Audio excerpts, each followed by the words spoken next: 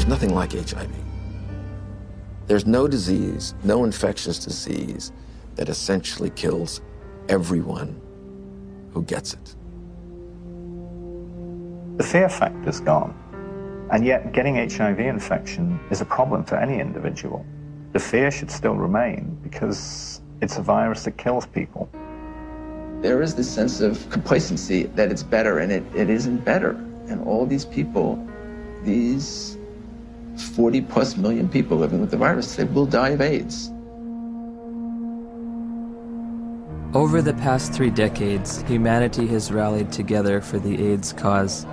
People from all walks of life have united across all social and economic boundaries, joining hand in hand for one common purpose: to end AIDS. And I want you to say the name of the person you're walking for. I'm walking for Robert Johnson. I'm walking for Rock Hudson.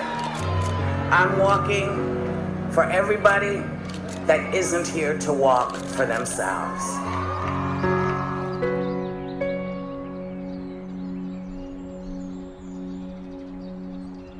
The statistics are growing, all except for one. That's the amount of people cured, and it's still 0. In theory, we could cure AIDS on a piece of paper. Maybe someday it'll come. I can't say when. Despite all the major progress we have in chemotherapy of those patients, none of these patients got rid of the virus. I don't think the pharmaceutical industry is very interested or invested in a cure. You know, I don't mean to be too cynical, but the reality, I think, is that, you know, the situation they've got now, which is lifetime treatment with expensive drugs, that kind of suits them pretty well. A cure is going to require some very tricky and sophisticated molecular biology, and I frankly don't see it happening. Ever? Ever.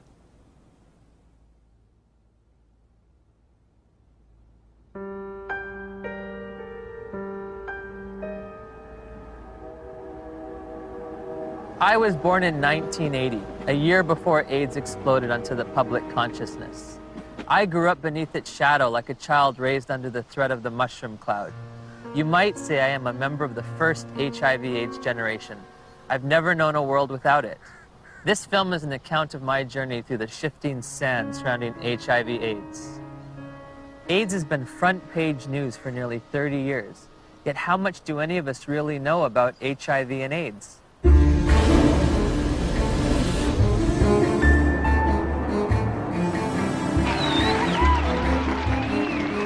What is the difference between HIV and AIDS? I don't know exactly. HIV is wow. HIV 是它的病毒，那 AIDS 是那个病，所以两种是完全不一样的东西。It's the same AIDS thing. is the actual disease. It's the same I don't thing. know really. I don't know the difference. I know HIV is less deadly. Pour moi, il y en a pas forcément. Enfin, c'est vrai que j'établis pas de différence entre les deux. What would you say is the difference between HIV and AIDS? Yeah, it's not a big difference, is it? HIV/AIDS is just the starting point. HIV is a virus. The actual virus is AIDS. People around the globe were just as confused as I was. So I sought out the world's leading HIV/AIDS authorities, among whom were the discoverers of HIV, the key White House advisor on AIDS issues, and the executive director of UN/AIDS Global Response to the Epidemic. Meeting with these distinguished experts, I candidly asked, what is the difference between HIV and AIDS? The difference between HIV and AIDS is a really critical concept, and unfortunately it's one that seems to escape a lot of people, or just they don't remember it after hearing it. HIV is a virus. AIDS is a syndrome caused by infection with the virus. So you don't get infected with AIDS, you get infected with HIV, and that causes AIDS. The biggest problem with the HIV theory of AIDS is HIV. There is a group of AIDS denialists that say that HIV does not exist and has never been isolated, which is as bizarre as it gets. We do not say that HIV doesn't exist. What we say is that the presently available data does not prove the existence of HIV. The reality is that HIV does exist and does cause AIDS. I mean, the evidence is incontrovertible. HIV causes AIDS. All right, that's a theory that's there. Let that theory be there. But let's have some other conversations. Let's have some other research. Let's have some other funding. Maybe something else is working here. No. Why nearly 3 decades since its discovery does there continue to be debate over HIV? Why is there no cure in sight? To answer these questions, I needed context. The past is prologue, so my journey begins with a step back in time.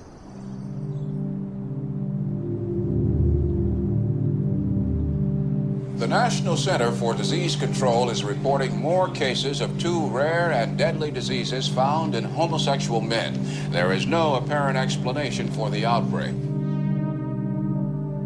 Obviously, this is an issue with great emotional fervor, but... How can we stay unemotional when people are dying every day from a disease the CDC has yet to name? For crying out loud, if the CDC won't name it, at least demand the press stop calling it GRID.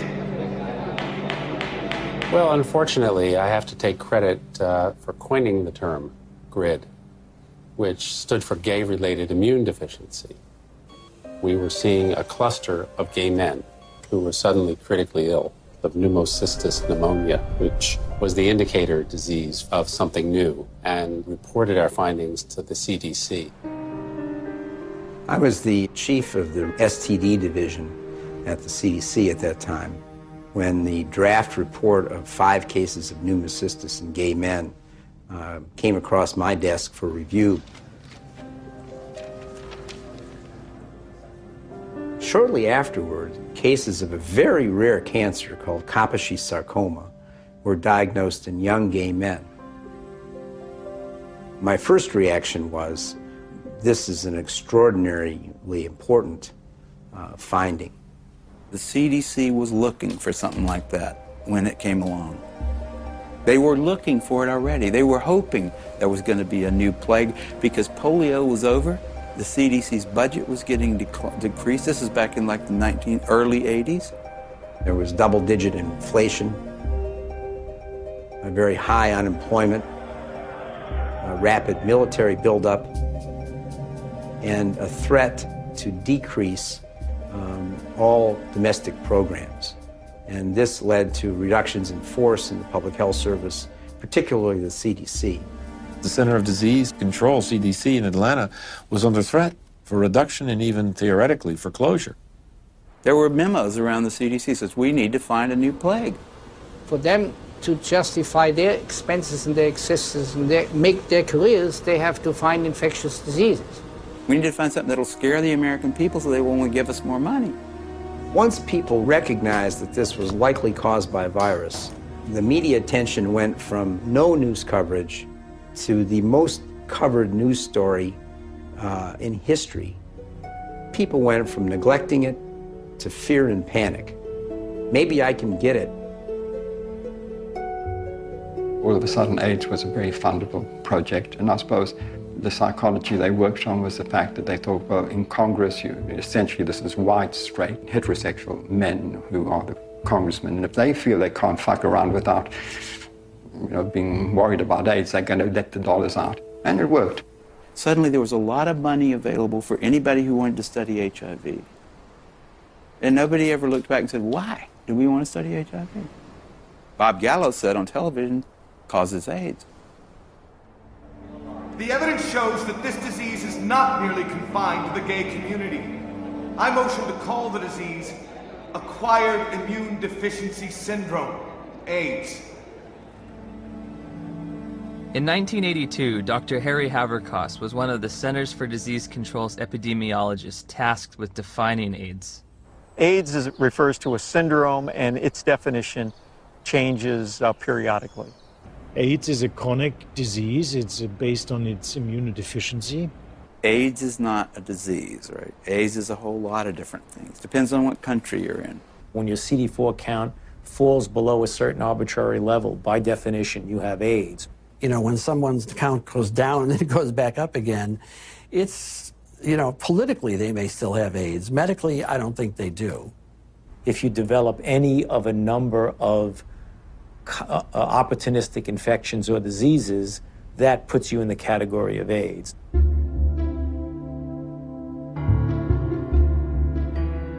We don't even know what AIDS is. AIDS is so hard to define because they change the definition of it every year.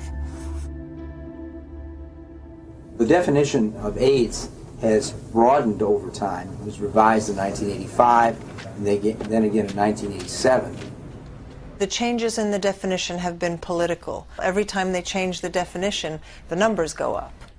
The definition has changed many times. The biggest change was probably in 1993, which they then, added the CD4 count and HIV, and, so you could not even be ill, but if you had a CD4 count consistently below 200, you now had AIDS.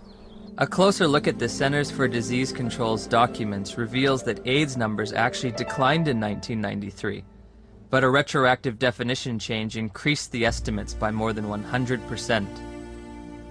The more diseases they could lump into this AIDS syndrome, S stands for syndrome, the better the chances are they get patients under that umbrella, the more patients they could catch. As time goes along, definitions get used for a variety of issues, and some of those are not based solely on scientific decisions, but politics and capitalism and reimbursement comes into play. For example, a person with hepatitis C, even say here in San Francisco, if you've got hepatitis C and only hepatitis C, you're shit out of luck. Having an AIDS diagnosis, I get a free apartment. The city of San Diego pays my apartment. I can have the state of California pay for many medications related to HIV. I get Social Security benefits. I can get discounts on my supplements at the local health food store. I also get food stamps and in-home supportive cleaning services. So I was basically a healthy person walking around, and I had all these wonderful little perks, You get all these benefits, that we fought for and got. But the end result has been a sort of an imbalance. We succeeded, and I'm glad we did, but it is a little unfair. Politics, insurance, capitalism, benefits, you can be sick or healthy. I never would have thought that AIDS was so convoluted. Right. Well, as I said, that has changed. How you define that scientifically has changed quite often. Which just makes it difficult to, for the lay people to understand. It makes it difficult for me to interpret the numbers. Africa is purported to have the highest incidence of AIDS cases on the planet. So I trekked to South Africa to witness firsthand the impact of AIDS on that troubled continent. Around 10 million of South Africa's 48 million people have been reported to have AIDS. It's only a 10-minute drive from Cape Town's pristine modern airport to the squalor of neighborhoods said to be ravaged by AIDS. All the facts on HIV and AIDS with Griselda on Metro FM Talk. It's World AIDS Day. There are functions, there are gatherings. The international theme is Stop AIDS, Stop HIV and AIDS. Keep the promise. So many years later, we keep saying the same things, HIV, HIV, HIV. And yet, each time I hear words like HIV and AIDS, I just want to pull my hair out. I'm just so fatigued about how we've packaged the messaging. All we talk about is AIDS. It's a sex virus. You have to use condoms or you die. It's a sick and sad message. People can't think outside AIDS anymore. It's just a shocking, sad reality. The first AIDS meeting on the continent of Africa was in 1985 in Bangui. We were there with a few people who had experience on AIDS in Africa. And one of our problems was, how can you diagnose AIDS in Africa in the absence of very sophisticated laboratory support? Even though by 1985 there was a HIV test, most of Africa didn't have access to it. So one of the things that we did in that meeting was to sit down and hash out the so-called Bangui criteria for the diagnosis of AIDS in Africa.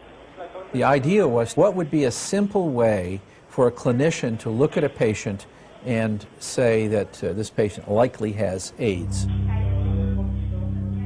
We say somebody who has a combination of certain signs and symptoms like major weight loss. And if you have a combination of that, you can say this is probably somebody with AIDS. They wanted a clinical case definition where they could decide that someone had AIDS just by looking at weight loss and persistent fever and so on. It gave something to clinicians in Africa to diagnose AIDS. And that helped in the overall effort to count cases, because we needed to know what was the impact of the epidemic. They could discover AIDS all over Africa at that point. They could say that we are all at risk, but they could say it's spreading around the world. They could say it affects women as much as men, because almost anyone in an African hospital could be diagnosed with AIDS without having to do the HIV test at all. Whole nations have been led to believe that, in some instances, that they've got large percentages of their population infected and doomed because of this supposed sexually transmitted virus. It's such a tragedy. Daniel, a lot of people here is very sick and is very died. What kind of sickness do you see around here? It's HIV/AIDS. What is AIDS? We don't know. We don't know. So here you're living in a mud hut, and here some kind of white men with doctors who you respect, and they tell you that there is now among you an invisible disease, and it gets into your blood and can stay there unseen for years, and when it manifests itself, it's going to manifest itself in the forms of disease that you've always known. Maybe if you look skinny, if you lost weight, maybe they'll simply say hey, you have AIDS, or you're coughing a lot, maybe they'll say you have the disease. This cannot help but create extraordinary paranoia in people's minds. They say, well, what is going on with us? My neighbor next door he's got malaria. Does that mean that he's actually got this dreadful disease that the whites are talking about? Like I could be fat now, then the mentality is that if ever I become teen, then it could be one of the symptoms. I have to ask myself, why now? Why at this time? Dr. Christian Fiala argues that many doctors have misused the Bangui definition. In the era before AIDS, we had to admit we don't know the diagnosis and we could hypothesize. But nowadays, what doctors do is, well, if we don't know what it is, it must be AIDS. We did have patients with the conditions we now regard as AIDS defining, even before the advent of AIDS.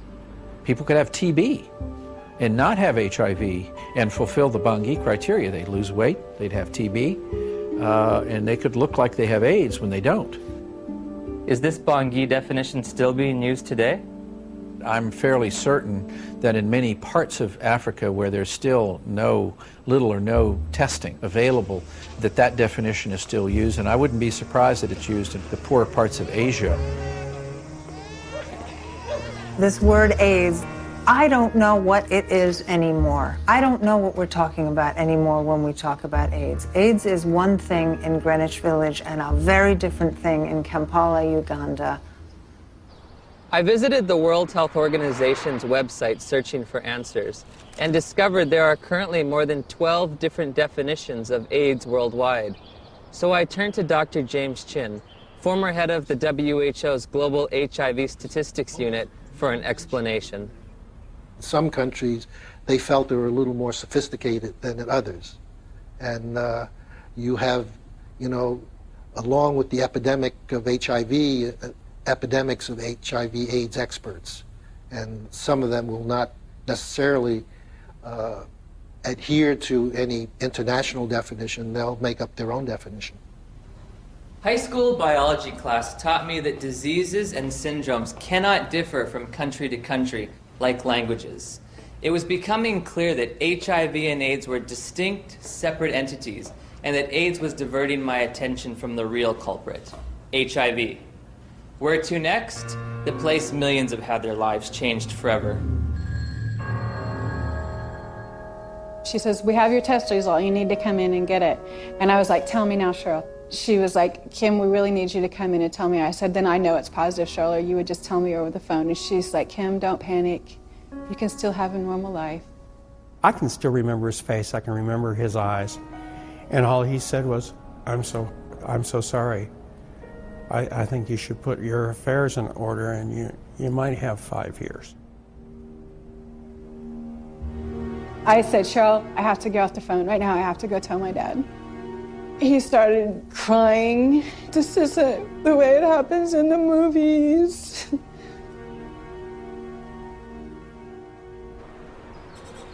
It's 7 a.m. here in Johannesburg, South Africa, and I'm a little nervous because I'm about to go in for my first HIV test. Have you ever gone in for an HIV test? No. No. No. No. No. Yes, I have actually, a few years ago. Were you nervous, apprehensive? I was, very frightened. The nearest testing center wasn't in a hospital or in a doctor's office, but on the main concourse of a bustling train station, beneath a few portable tents. HIV testing facilities are everywhere, from street corner kiosks to shopping malls. I'll be tested with a rapid test, which looks for antibodies to HIV. So, have you ever tested for HIV before? No. No. Never. It's the first time. First time. Wow. Is this your questionnaire? Yes. Okay. These tests claim to be HIV tests. I'm going to read from a section that says limitations of the tests. The specificity of the Reveal Rapid HIV Antibody Test for blood specimens in low-risk populations has not been evaluated. They don't know, in their terms even, how well this test is going to work in people they don't want it to work in, low risk. We don't think you're at risk. Tell me about your sex life. My sex life? Us? Since you haven't exposed yourself, blood, sex, you're not homosexual, you're gay, you know your story. Yes. Let us go and find out.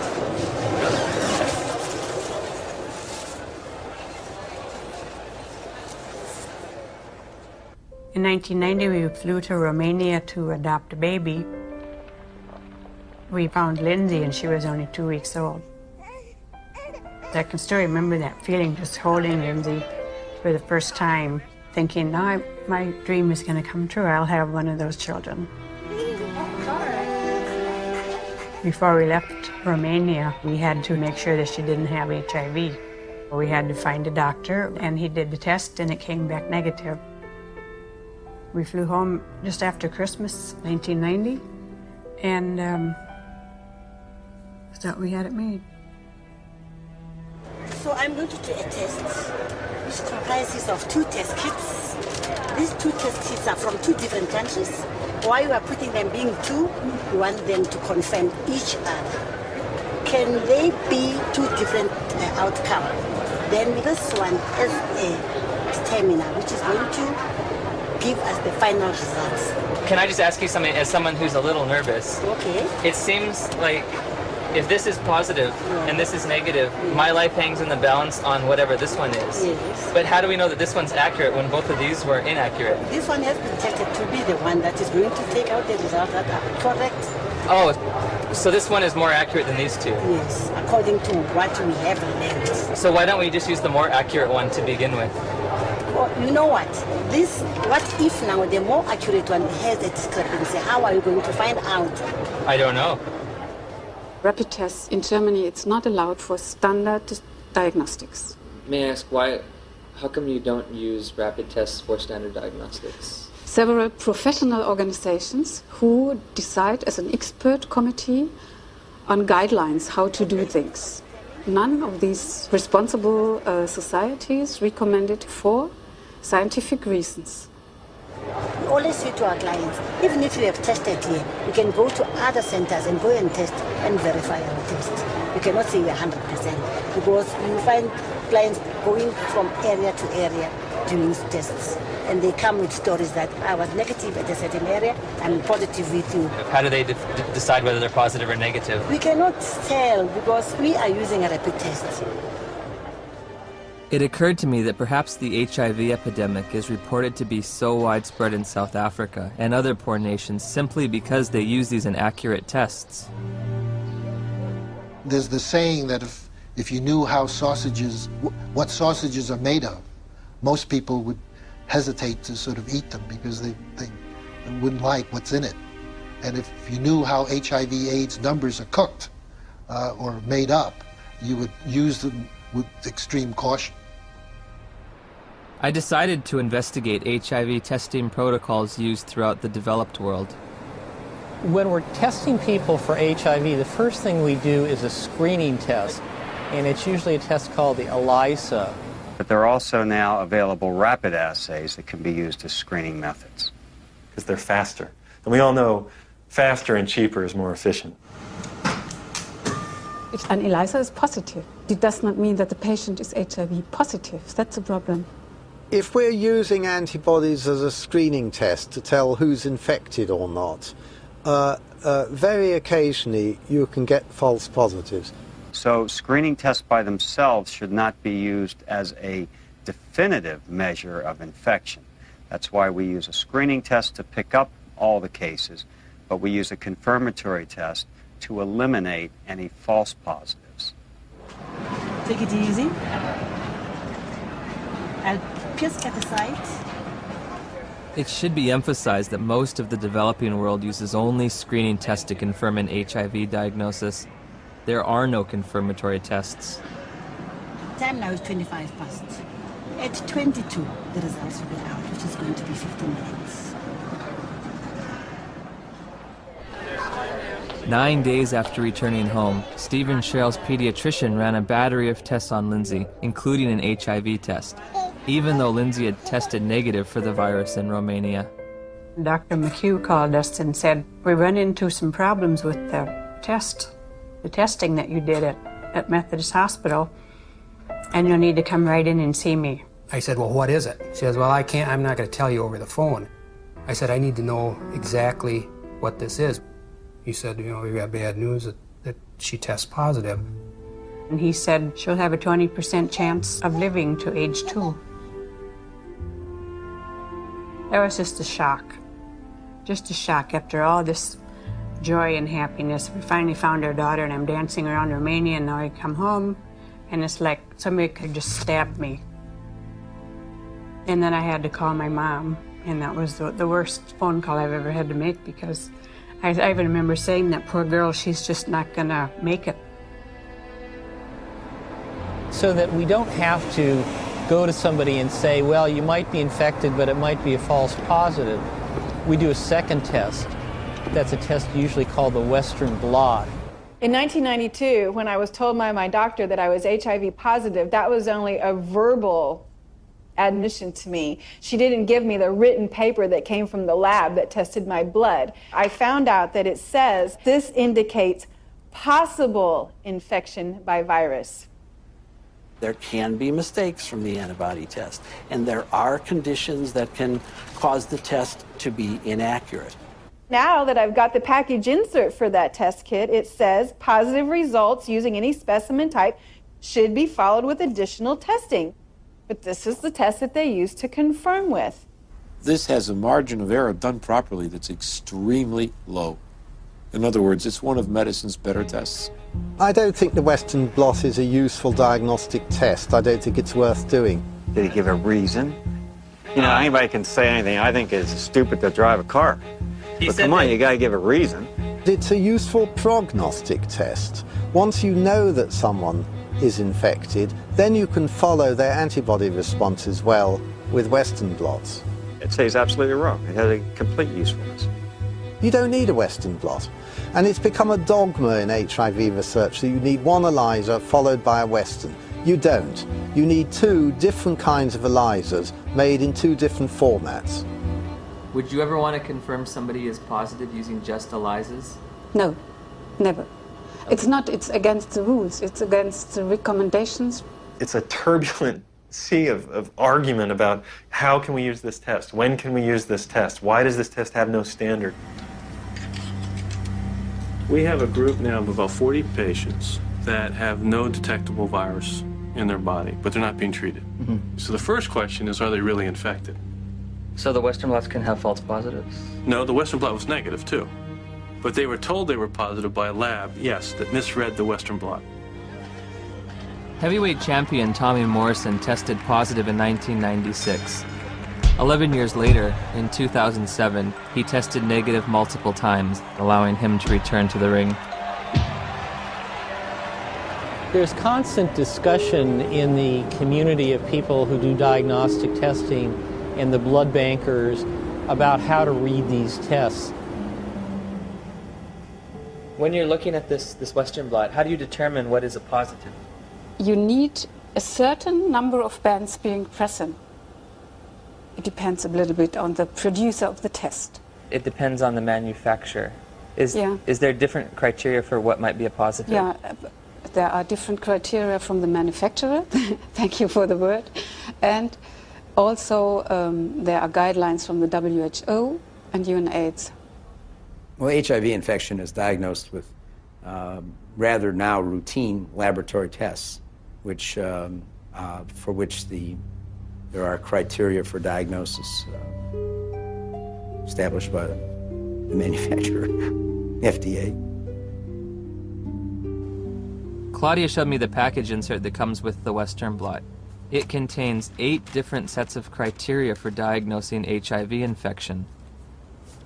Because of the different criteria that apply in different countries, you can be considered, you can test HIV positive in one country and be given an AIDS diagnosis as a result of that, whereas in another country you won't test HIV positive and you won't be given an AIDS diagnosis. It's ludicrous that you can be positive in one country and not positive in another. Theoretically, I could be diagnosed with AIDS in the United States, but if I take 3 steps to my right, I wouldn't be diagnosed with AIDS, or I would lose my AIDS diagnosis when I crossed the border. In 1992, I was encouraged by a doctor to take what's called an HIV test as a matter of social responsibility, and I was shocked and devastated and horrified when the results came back positive. It was one of those moments that everyone fears their whole life. A week later, I take the same test to an AIDS specialist. He looks and says, "This isn't a positive test. I don't know what this test means." Since a false positive looks like a true positive, how can you ever distinguish whether it's truly a positive or a negative? Well, that's a great question. It's going to be very hard to determine a false positive. So I take the test again, and this time my results come back marked from the lab, indeterminate. I'm faced with the decision, do I want to wait 6 weeks to test again or do it right away? I opted for right away. My results that time come back positive. Took it again, came back negative. I took it again, positive. What happens if you're positive on one criteria but negative on another manufacturer's criteria? How do you decide who's infected and who's not? You will use the most sensitive criterion. In late December of 2007, I read about new legislation passed in New Jersey calling for the mandatory testing of pregnant women or newborn infants should the mother's status be unknown.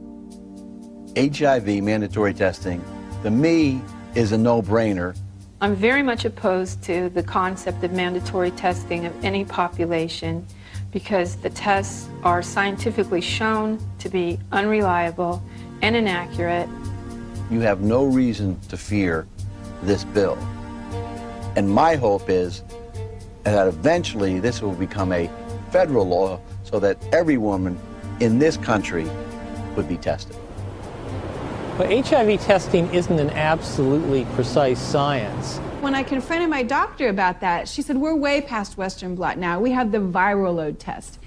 But when you get the package insert for the viral load test, it says, if you test positive, you are considered confirmed infected with HIV. But at the bottom of the page, in fine print, it states a person should have additional testing.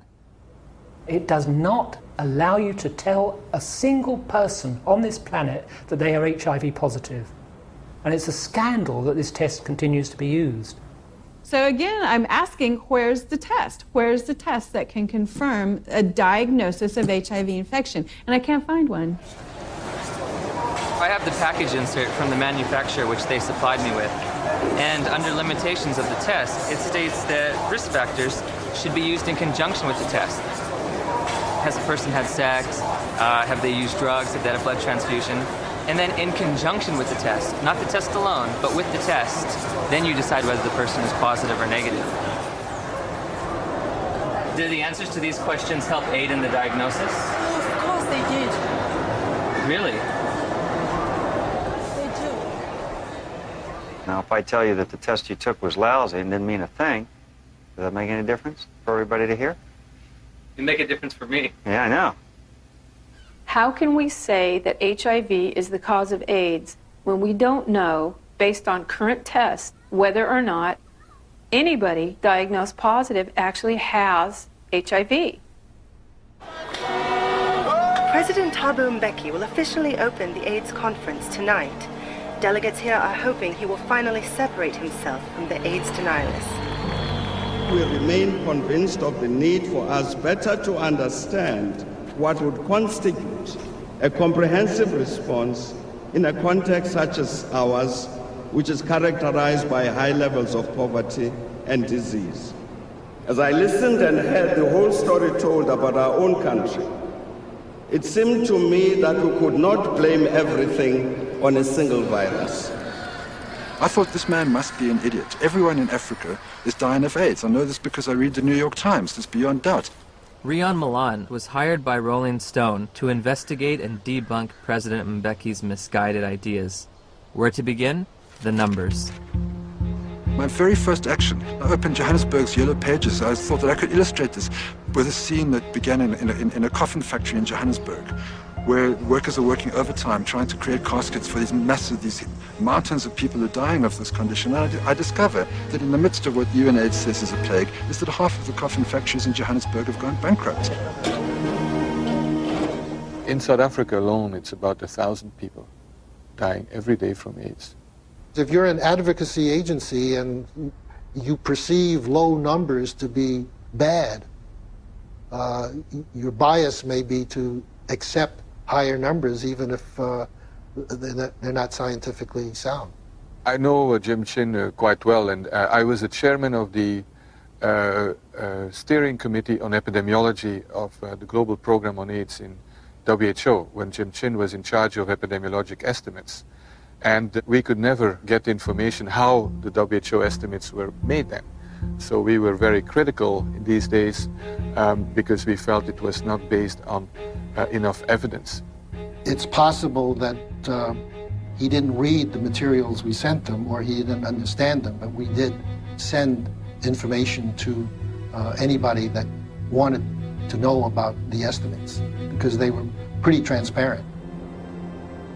In an attempt to get to the bottom of the statistics debate, I've come to Geneva, Switzerland to look at the World Health Organization's official numbers.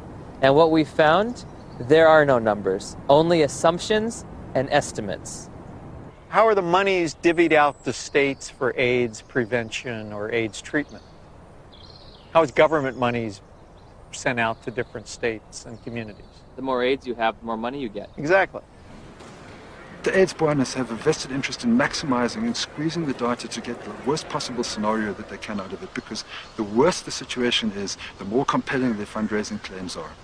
When UNAIDS was created, about $250 million was spent on AIDS in poor countries. 10 years later, it's $10 billion. That's an unprecedented increase. Still not enough. When that was created, the first thing Peter Piot said was that UNAIDS is an advocacy agency, pure and simple. And this was my first objective when I came into this job, and that was put it on the political agenda. He divested himself of all of the program aspects and the scientific aspects of AIDS. This is not a scientific issue. This is a matter of politics. Except one unit. He kept sort of the numbers unit. we are really doing a major disservice to say it is not as bad as it looks like, because actually it is much worse. 1 month after my interview with Dr. Piat, the Indian government slashed their estimates by nearly 60%. Shortly thereafter, UNAIDS acknowledged they'd been overestimating global HIV statistics for more than a decade. They've painted themselves into a corner, and now their house of numbers is falling apart.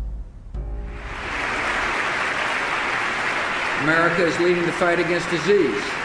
And I call on you to double our initial commitment to fighting HIV/AIDS by approving an additional $30 billion over the next 5 years.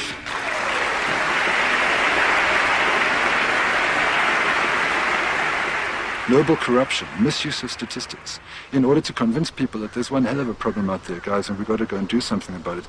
If you look at the real world, you know, how many people are infected, diagnosed to be infected, and eligible for treatment. There are very few compared to the number. In April of 2008, Congress approved a $50 billion expenditure for AIDS treatment and prevention. The vast majority of the world's population is not at any measurable risk of HIV infection. No measurable risk. Growing up in the age of AIDS, I was taught there were 3 certainties in life: death, taxes, and contracting HIV from unprotected sex. If you don't use a condom, there's a lot of chances that you can actually get the killer disease that is AIDS. I did a study of the heterosexual transmission of HIV in California, and we recruited individuals who were infected with HIV. Then we recruited their sexual partners, and we looked at whether transmission, in fact, had occurred. Padian runs a study. It's a 10-year study with the world's most virulent, terrifying sexually... I mean, this thing jumps, off of penises into vaginas miles away. How many of them do you think, after 10 years, with the world's most terrifying, virulent, sexually transmitted disease, came up positive? Nobody. Nobody. Nobody who was negative came up positive. 0. I think HIV is more difficult to transmit than probably most other sexually transmitted diseases. I mean, I think that's pretty widely known. If I were to have unprotected sex with somebody who is HIV positive, how many acts would I have to engage in before I got the virus? Just one. I assume one would be enough. First act? One is enough. Remarkably, HIV is a difficult infection to transmit.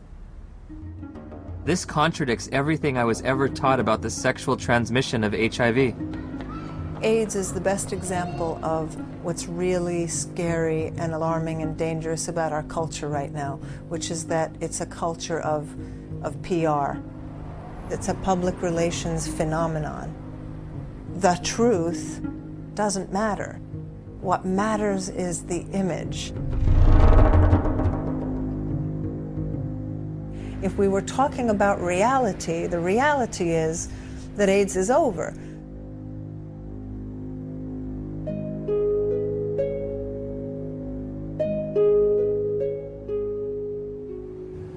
Somebody decided in the early 80s that there's this infection called HIV.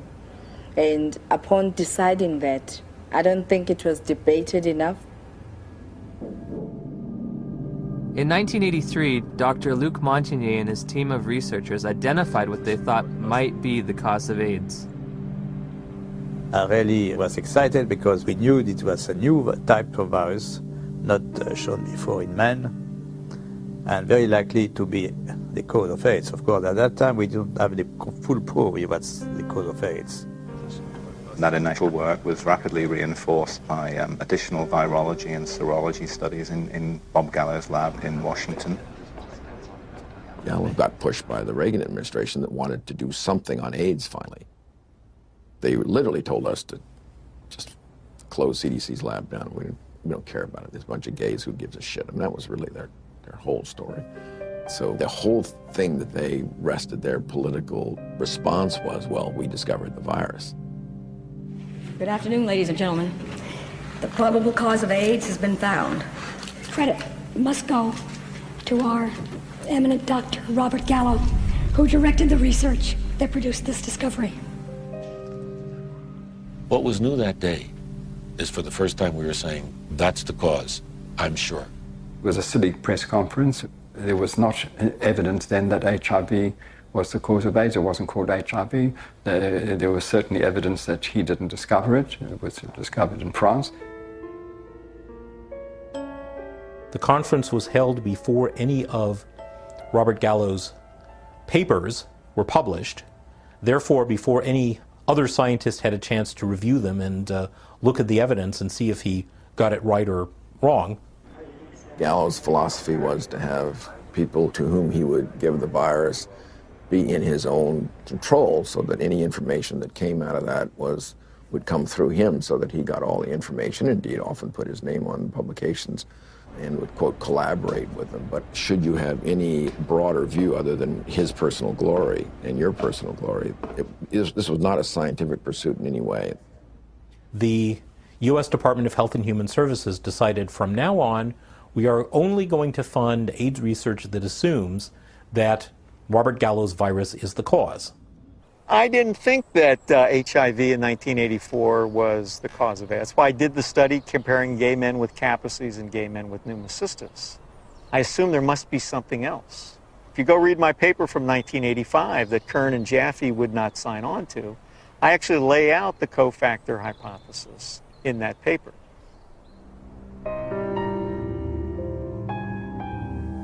I'm a promoter of the role of cofactors in AIDS. Well, cofactors just says that the cause of a disease is by more than one factor. Just simply being infected with HIV is not going to do it. You need certain cofactors. Cofactors are not necessary. Dr. Fauci would say HIV causes AIDS without the need for anything else. That's kind of ridiculous. The data that indicate that any different type of infection like mycoplasma or something like that is a necessary cofactor, I believe those theories have been debunked. What the fuck does he mean? Sorry. What's it? What does he mean that there are no cofactors? Where's he coming from? There's cofactors for everything. Cofactor implies something specific. And it really gets us off into tracks that are wandering. Gallo isn't gonna change his mind. But he's probably 70 years plus now. He's gonna remember things. You know, we all remember things that are good for us, and we forget the bad things.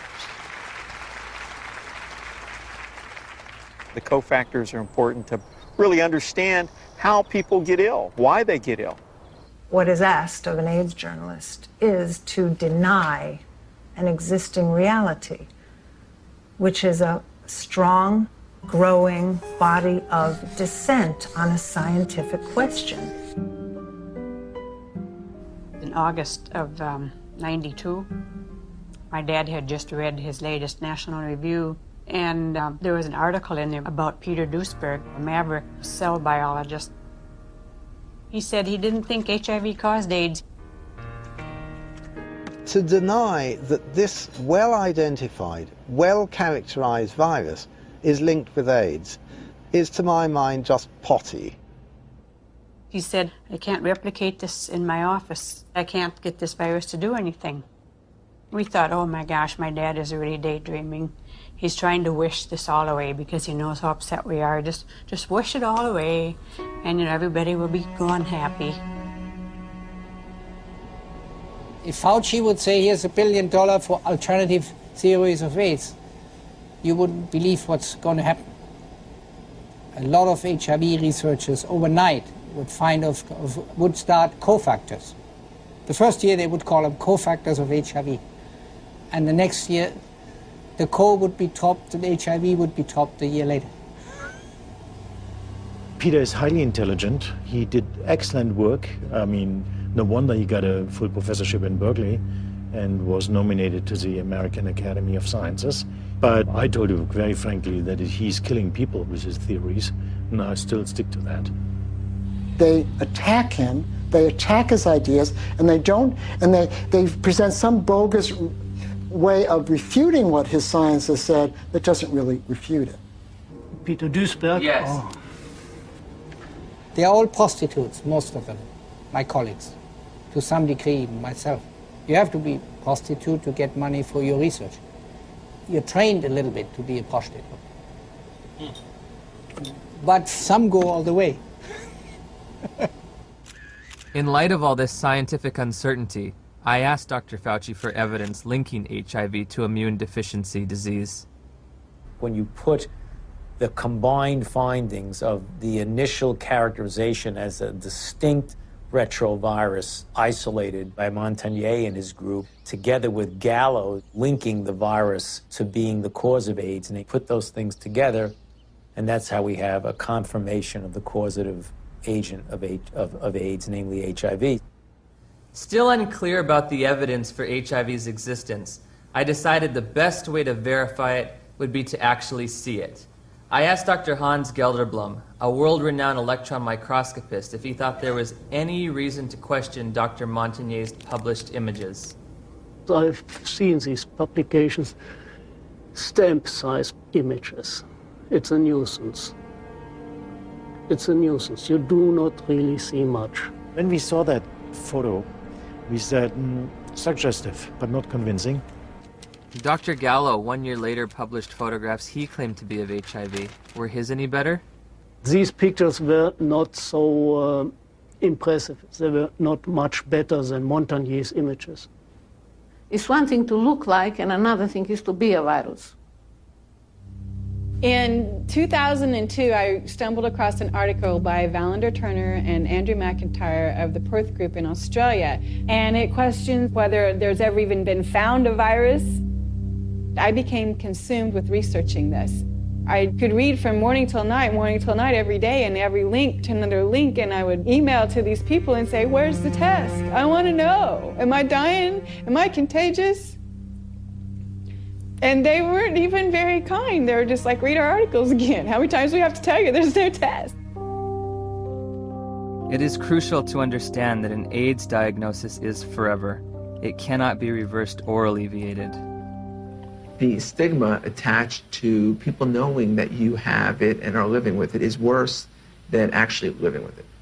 I can't think of anybody who's ever been evicted from their apartment because they had breast cancer or because they had cerebral palsy. I did a campaign to address stigma. The message is that if anyone is infected, we are all affected. Some have it medically, some have it socially, some have it culturally. And at the end of the day, if it exists anywhere, it exists everywhere. We don't all have AIDS. And once you start bullshitting, it's a problem. You know, we don't all have AIDS. We all have to be sympathetic to AIDS. And yes, there's all kinds of people who get HIV infection. But you know, we don't need to make, in my view, non-truths, you know, or just to have a slogan or a symbol. We all have AIDS. No, we don't all have AIDS. But my message is you do have it, whether you want to accept it or not. Are you medically susceptible? Maybe not. But are you socially vulnerable? Yes. In June of 2007, the BBC featured a news story which began, HIV infection theory challenged. Living cells are complicated, and how they work inside the body is even more complicated. So there's still a lot of debate as to how exactly HIV causes AIDS. In March of 2008, the Washington Post went on to state that multiple surprises have reminded researchers how much they still don't know about HIV's biology. HIV has got to get inside the circulation of the body, and it does that in ways that are not completely understood.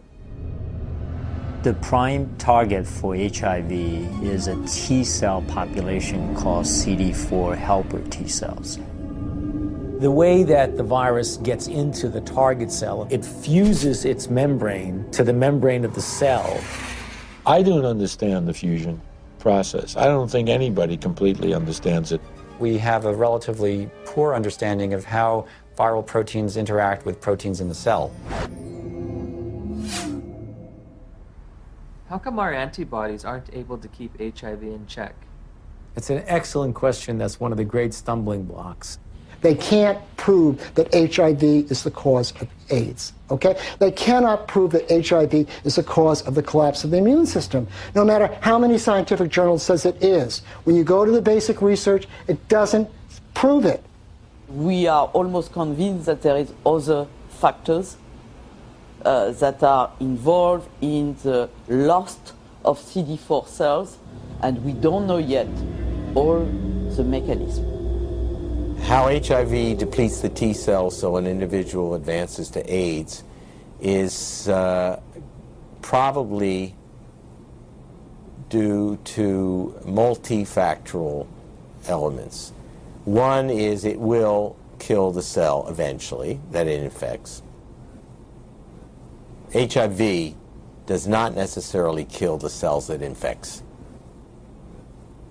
Some T cells are directly killed by HIV, and other T cells keep the virus in check. It's a silent state within the cell, and I think in many cases these cells can return to a normal function.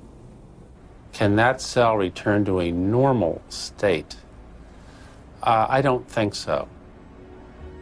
When I was told I was HIV positive, I accepted that on a very deep level. But only by having the courage, the open minds, and the open hearts to answer these questions are we ever going to know how to help people, how to do what we need to do to help people. In late 2007, Science Daily reported that 3 prominent research teams had published papers in the Journal of Immunology challenging the theory that the sudden loss of T cells triggers disease and AIDS. The details of HIV pathogenesis, how HIV kills people, are still being worked out. If the sudden loss of T cells in HIV-positive individuals can't explain why people get disease, then there must be cofactors that cause people to get sick and die, or factors that have absolutely nothing to do with HIV. While researching HIV hotspots, I began to realize there is a direct correlation in these places with another condition that leads to immune deficiency and death. I think it is important to keep in mind, especially for us in the West, that poverty is not a romantic issue. It is a deadly issue. Poverty leads to diseases and premature death, period. When you look at the symptoms that they talk about, for people that are HIV positive, you find that some of them, they are more related to malnutrition. Their nutrition is not very equilibrated. They are in oxidative stress, even they are not infected with HIV. So their immune system doesn't work well already. People are hungry, they're underdeveloped, there are no hospitals, there's no proper medical care. You take away poverty, you're giving people an ability to fight infections. These are toilets. Yeah. We don't have flushing toilets. When flies get into the toilets, they actually come back to touch our food, you see. And look, we need to take that food. And we don't know which infections are there. So how do you expect people must survive in these places? Look there.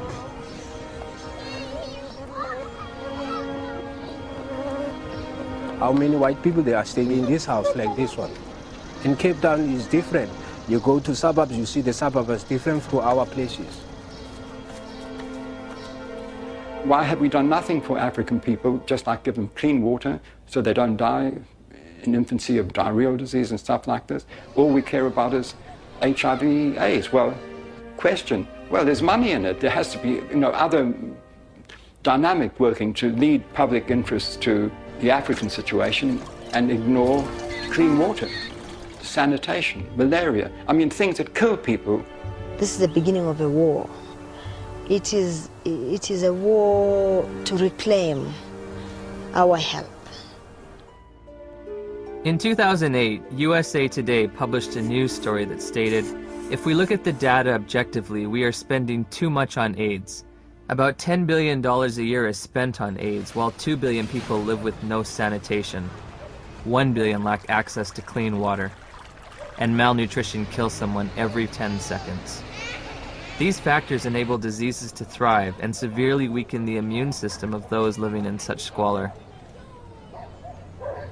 If we were to take all that money and put it towards developing poor countries, God would be so proud of us, indeed, because we would have taken away the major challenge that's facing humankind, and that is people dying in silence.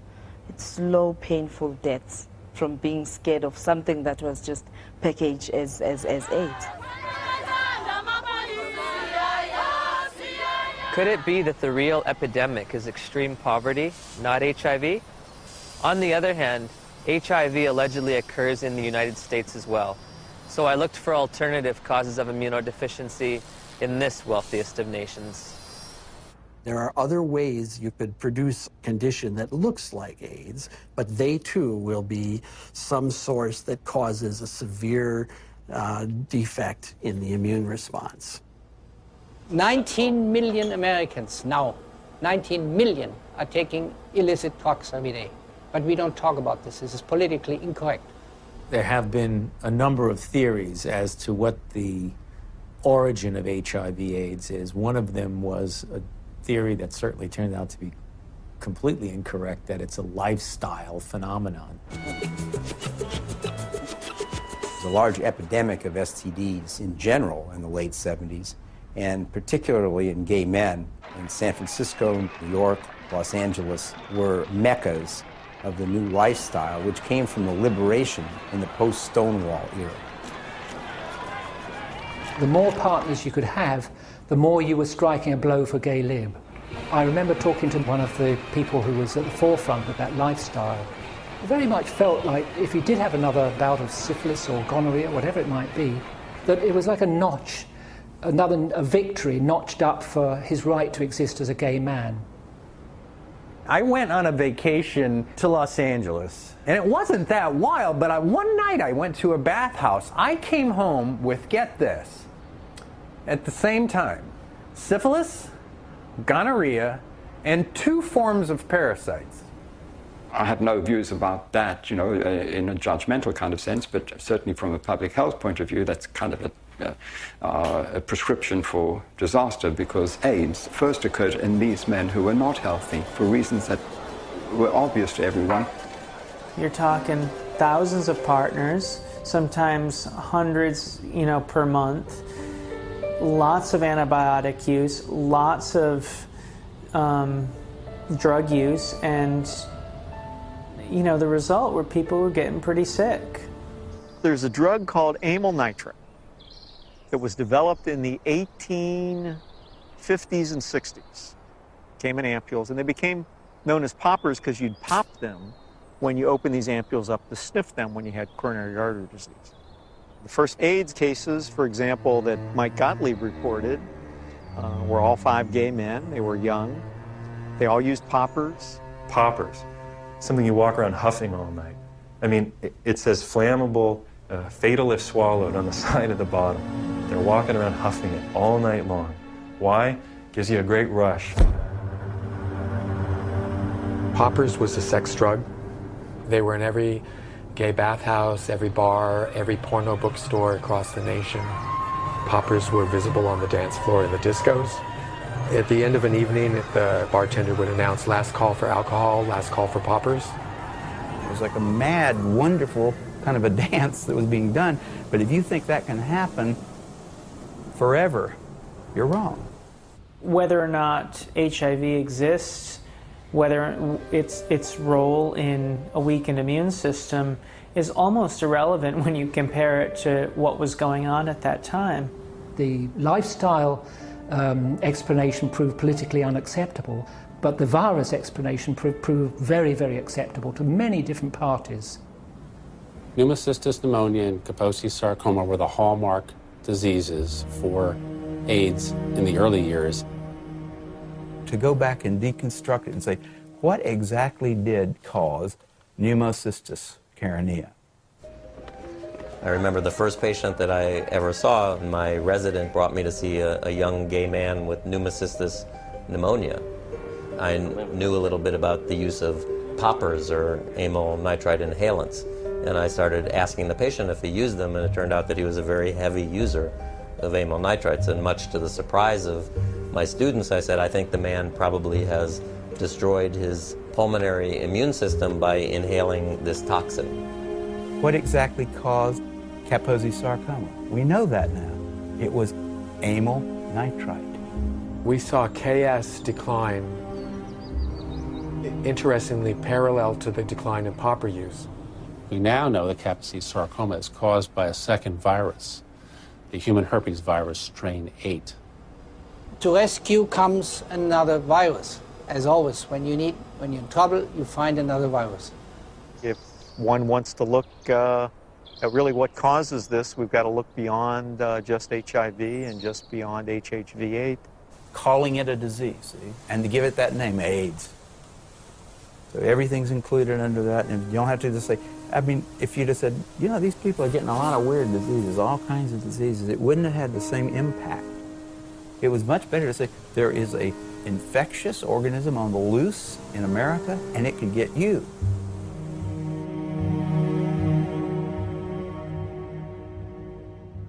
I had interviewed the world's leading HIV experts and discovered that the two benchmark diseases of AIDS have alternate explanations.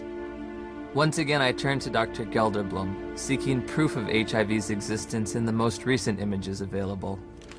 Here, you do not see anything about the details, but I would say it's probably a virus. These are HIV here? Yeah. Oh, so are these HIV too? Yeah, yeah. Everything's Probably. Probably. Yeah. What can I tell you? You know, I mean, it exists. Gallo said he had all these viruses, and it was a lie. I think HIV totally has turned out not to be the cause of AIDS. HIV has turned out not to be. Gelderblum's images, said to come from isolated HIV cultures, provided no proof for HIV's existence. So I asked Nobel laureate Dr. David Baltimore and Dr. Robin Weiss how they would isolate and photograph this elusive virus. Well, didn't Dr. Gallo do that? I mean, he actually isolated it, so... Yeah. I mean, why should I do all of this? This is all textbook stuff you're asking me. I'm not quite sure what's behind your question about isolation. I don't want to be your textbook, you know? I got other things to do. They're embarrassed. The scientists have been embarrassed about this. They know that it's flawed. In 1987, the CDC made two mind-boggling changes in the definition of AIDS, which are in effect today. You can be diagnosed with AIDS without ever having an HIV test. In 1987, I had a lesion on my arm, and it was KS. Kaposi sarcoma. The doctor diagnosed you with AIDS without an HIV test? Yeah. You can be diagnosed with AIDS if you've tested negative for HIV. Alvin Friedman Keene found 16 patients with Kaposi sarcoma among gay men in New York City in the 80s. They did not have HIV infection. Yet they had AIDS by our definition, right? In a World Health Organization publication, Dr. Chin writes, "It should be emphasized that the surveillance definitions for AIDS were not intended to be reliable indicators of HIV infection."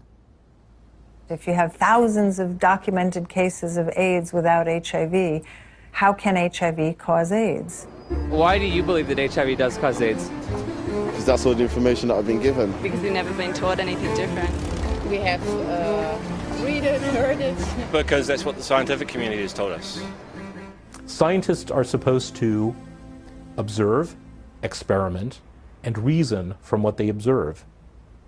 They're not supposed to grab hold of an idea and cling to it and adjust everything else in their perceptions to fit that idea. I think an HIV positive test means that your life is forever changed. You have a whole new battery of things to consider for yourself. What does it mean to me? It's very hard to find anyone who supports you when you say, I don't think I'm going to die of HIV or AIDS. The typical model of HIV equals AIDS equals death. How invested am I going to be in that model? Everyone who's infected with HIV would like to deny it. I mean, it's a bad prognosis. It means you're going to take drugs for the rest of your life, et cetera, et cetera. So there's people who want to say, I'm one of the people who tested positive, but I'm not going to get the disease. Do I start treatment? Treatment meaning the antiviral drugs, if ever. We started taking Lindsay to a doctor at the Children's Medical Clinic. She gave us a prescription for retrovir syrup, which is AZT. It was so important for us to get something to help our baby that we sat on the floor in the pharmacy and gave her first dose. Shortly after Lindsay began AZT treatment, side effects began to emerge.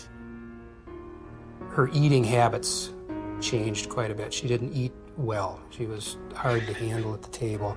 And then the leg cramps started. Once that started, it got progressively worse. She would just grab him and go, ow, you know, screaming in the middle of the night. Just like it was it wasn't an ache, it was like, must have been sharp pains. It's just made you feel sick to your stomach.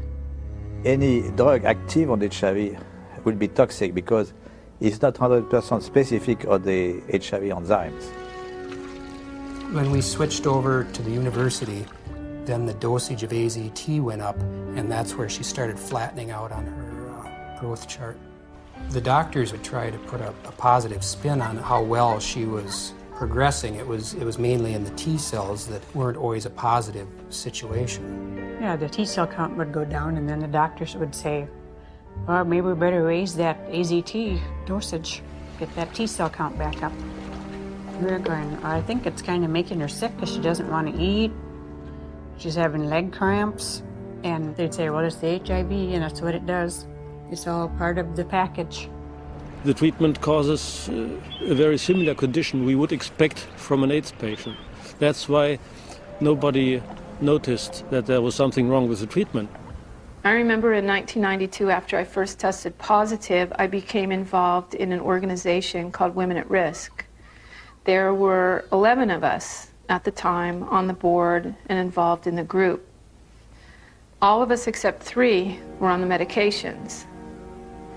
In the year and a half that I was involved with Women at Risk, every single woman in that organization on the drugs died. Every single one, except the 3 of us who weren't taking them.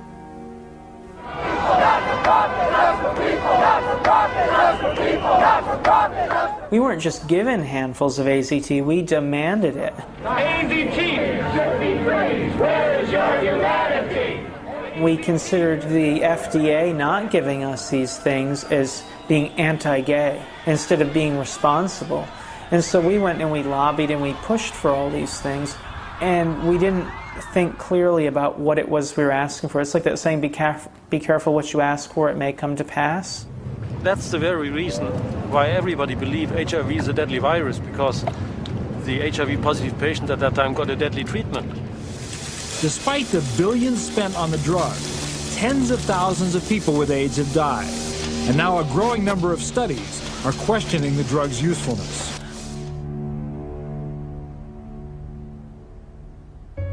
We just decided between ourselves in November to write to Peter Duisberg and say, sorry to bother you. Are you for real? And if Lindsay were your daughter, what would you do? On November 11th, we got a big package, and he said, you must take your daughter off AZT immediately or she will die from it like Kimberly Begalis. That is AIDS by prescription. You get immunodeficiency and you die from the tox. That is AIDS by prescription. When AZT became widely available in 1985 and 1986, I cautioned my patients not to jump on the bandwagon and start being treated. I didn't want to see my community poisoned by an ineffective therapy. I think in retrospect, the dose that we started with AZT was a dangerous and poorly tolerated dose. Nobody wants to realize what was the real effect of this overtreatment. That means that we killed a whole generation of AIDS patients.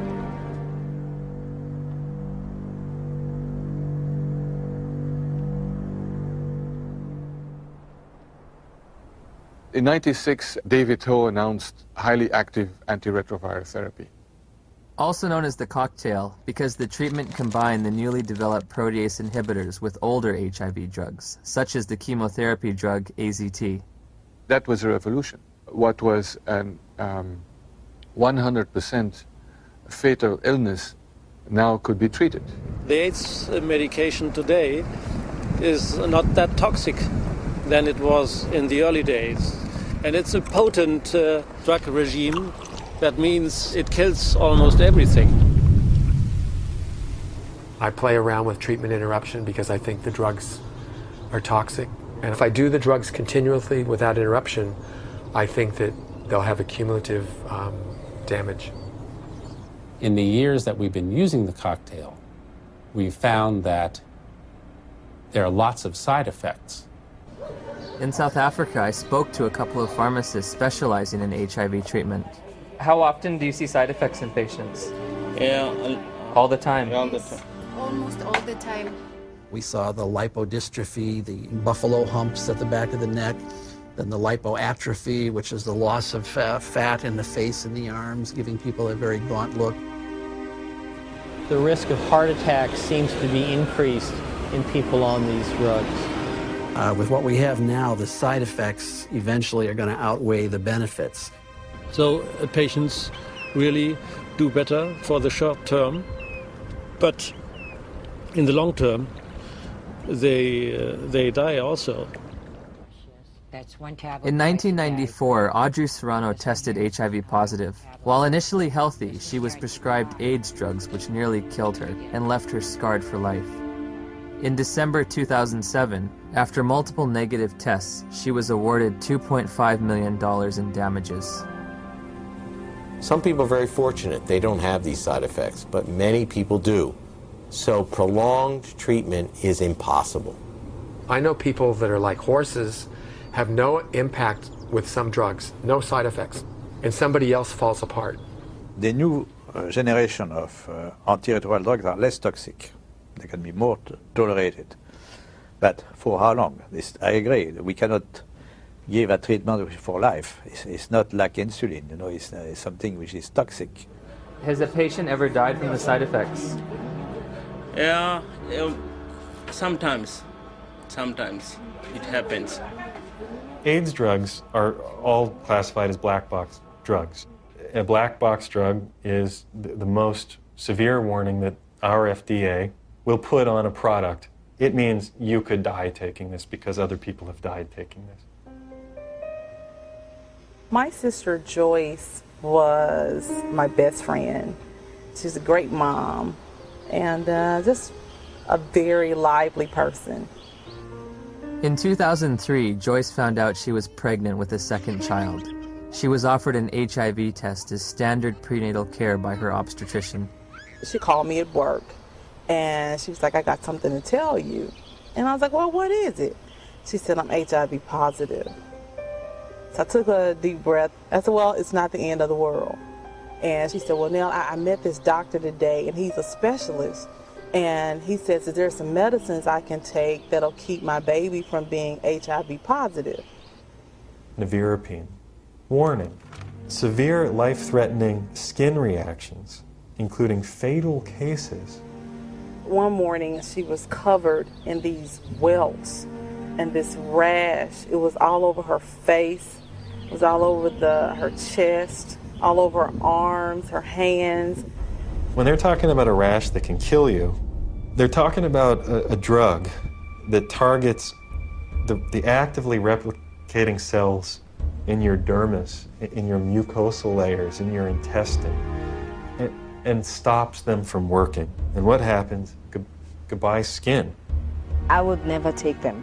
I don't have a problem with other people taking them, but I, as Griselda Kananda personally, looking at the side effects that they come with, looking at the toxins that they present in my body, not now, not ever. I have patients tested in 1985. They were all advised to take treatment, but they declined the treatment for different reasons. Because they didn't want to take toxic drugs because they were feeling well at that time. And how are they doing today? They're still living. Healthy? Yeah. Once we came to the conclusion that this was the drug that was causing this problem, irregardless of what the HIV was going to do, she was going to come off the drug no matter what. If taking her off the drugs meant that she could sleep through the night and be happy for 6 months, that would be worth it, rather than live in agony for 2 years or 12 months. You hear a lot of doctors, you hear a lot of educators in AIDS, you hear a lot of people talk about it is probably the drugs that are going to kill us before the disease does.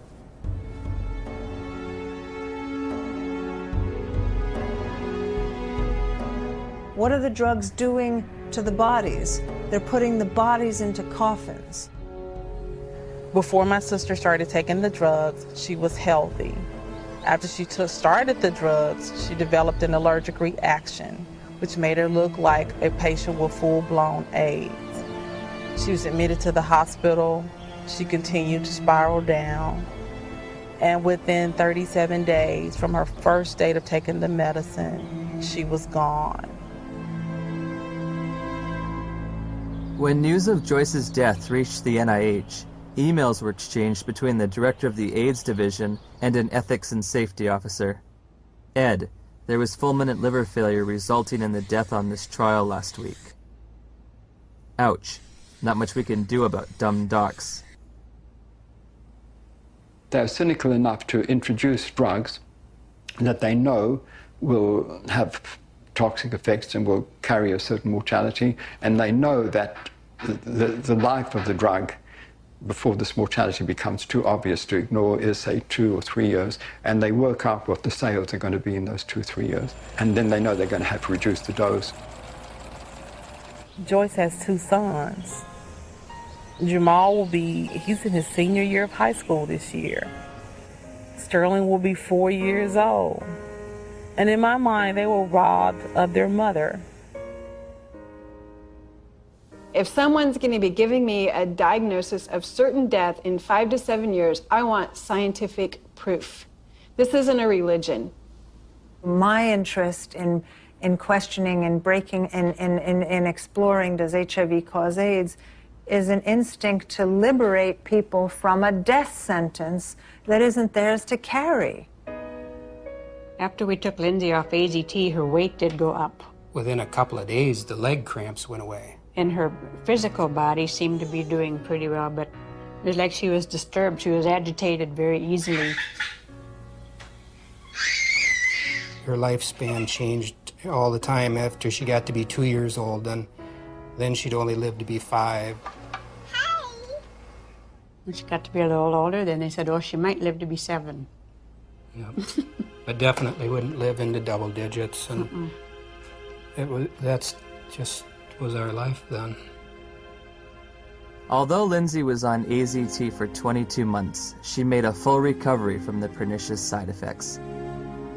Lindsay will be 19 in October of 2009. Because it's been surrounded from day one with so much emotion, so much fear, so much psychology, so much drama, very few people are capable of looking at AIDS logically. We can be exposed to HIV many times without being chronically infected. Our immune system could get rid of the virus within a few weeks if you have a good immune system.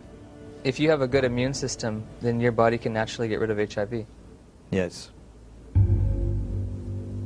If you take a poor African who's been infected and you build up their immune system, is it possible for them to also naturally get rid of it? I would think so. It's very easy to get people to think the right thing if you get the right on the tablet the first time. But once something's on the tablet and you got to erase it and put something else, it's very hard to get people to think differently. The victims of HIV and the dedicated professionals combating it deserve our sympathy, compassion, and respect. However, at journey's end, I find myself perplexed, bewildered at times with an overall feeling of dismay and sadness. I found a research community in disarray over the most fundamental understanding of HIV, all the while presenting a monolithic public posture of authority and certainty. Bluntly stated, we have tests that prove nothing, remedies that kill, and statistics manipulated to the point of absurdity. 90% of global HIV corresponds to areas of great poverty and squalor. Ironically, while we may have been pursuing a phantom killer, a shape-shifting assassin, perhaps the real enemy has been hiding in plain view, clear as day, and as old as time.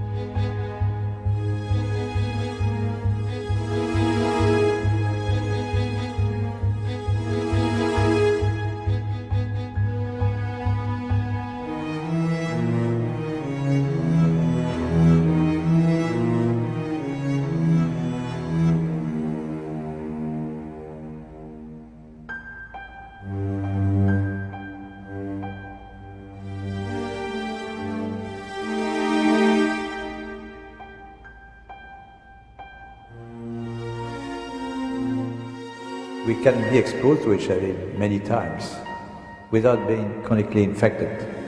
Our immune system will get rid of the virus within a few weeks if you have a good immune system. If you have a good immune system, then your body can naturally get rid of HIV. Yes. How can we say that HIV is the cause of AIDS when we don't know, based on current tests, whether or not anybody diagnosed positive actually has HIV? Some people are very fortunate, they don't have these side effects, but many people do. So prolonged treatment is impossible. Called CD4 helper T cells. What the fuck's the immune response? What's it in? It uses its membrane. What does he mean that they know for the fact? Where's he coming from? There's factors for everything. To the membrane of the cell. And then it there, it's how cell virus grows, and they form the cells. Gallo isn't going to change that. It's probably in the circulation. Finds other CD4 He's going to cells. remember things. There is an ongoing battle. Cells die, the body will replace those cells that die. But there's not an infinite capacity to use cofactors important. This really battle understand between how HIV people get ill, why they get ill. What is asked of an AIDS journalist is to deny an existing reality, which is a strong, growing body of dissent on a scientific question.